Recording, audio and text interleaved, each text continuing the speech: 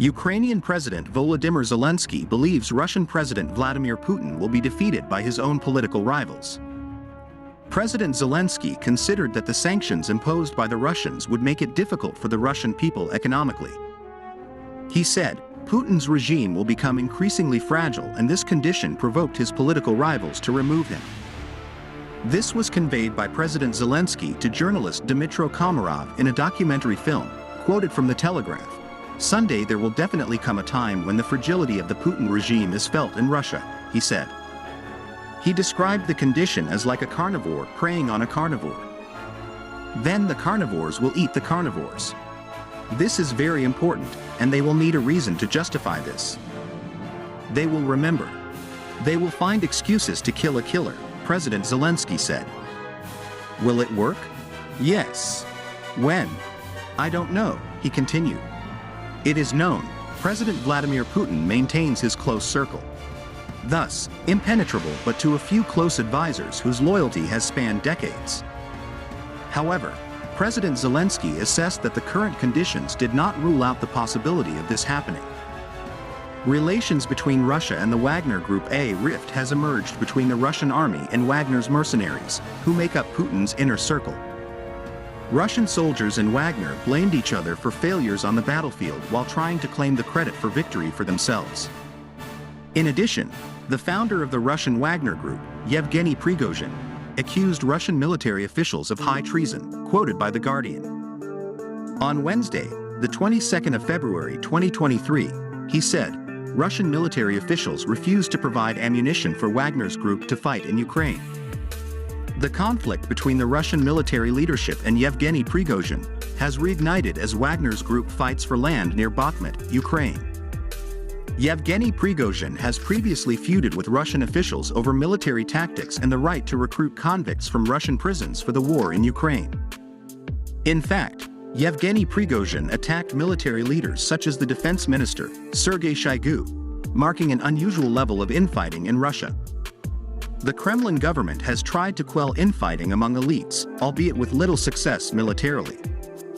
On Wednesday, the 22nd of February 2023, the press service of the Wagner Group published a photo purporting to be dozens of Wagner soldiers who died of starvation. The photo shows about 20 men in camouflage uniforms lying face down in the snow. This is just one of the places where bodies are collected, said Yevgeny Prigozhin in a press release. These were people who died from what is called clam hunger. It should be 5 times less. 5 times, he said. Yevgeny Prigozhin then questioned those who should be responsible for them. Who is to blame for the fact that they died? Continued Yevgeny Prigozhin. Those who should have decided to give us enough ammunition are to blame. The final signature must be made by Chief of General Staff, Valery Gerasimov or Shoigu, Russian defense minister. Neither of them wants to make a decision, he said. On Thursday, the 23rd of February 2023, the Russian Ministry of Defense approved the delivery of weapons and ammunition for the Wagner Group, quoted from the Moscow Times. Today it was announced that the delivery of ammunition has begun. The documents have been signed. The ammunition is ready to roll, said Yevgeny Prigozhin. Responding to China's good intentions, peace, Russia and Ukraine, French president joins in supporting China. French President Emmanuel Macron will visit China in April 2023. He will urge China to pressure Russia to end the war in Ukraine. This plan he conveyed a day after Beijing presented a peace plan.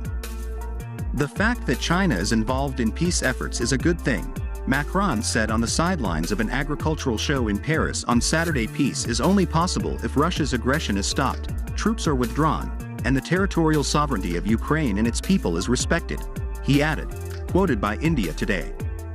Previously, Ukrainian President Volodymyr Zelensky also expressed hope to meet President Xi Jinping for world security. China does not condemn Russia's invasion of Ukraine. China refused to be part of the G20 member statement deploring Russia's aggression in Ukraine, while attending a summit event in Bengaluru, India, Saturday. Russia says anti-Russian Western countries have undermined the G20. India, which hosted the G20 talks, issued a summary of the meeting. They noted that there are different assessments of the situation in Ukraine and of the sanctions imposed on Russia. A footnote said the two paragraphs summarizing the war were agreed to by all member states except Russia and China. The paragraph was adapted from the Bali G20 leaders' declaration in November 2022 and criticizes Russia's aggression against Ukraine in the strongest terms, quoted by BBC International. On the other hand, China also published a 12-point plan to end the war in Ukraine. China calls for peace talks and respect for national sovereignty. However, the 12-point document does not specifically say Russia should withdraw its troops from Ukraine and does not condemn the Russian invasion. China's foreign ministry on the same day said Belarusian President Alexander Lukashenko would pay a state visit from February 28 to March 2 at the invitation of President Xi Jinping, quoted from India Today. On the other hand, China also published a 12-point plan to end the war in Ukraine. China calls for peace talks and respect for national sovereignty. However, the 12-point document does not specifically say Russia should withdraw its troops from Ukraine and does not condemn the Russian invasion. China's foreign ministry on the same day said Belarusian President Alexander Lukashenko would pay a state visit from February 28 to March 2 at the invitation of President Xi Jinping, quoted from India Today.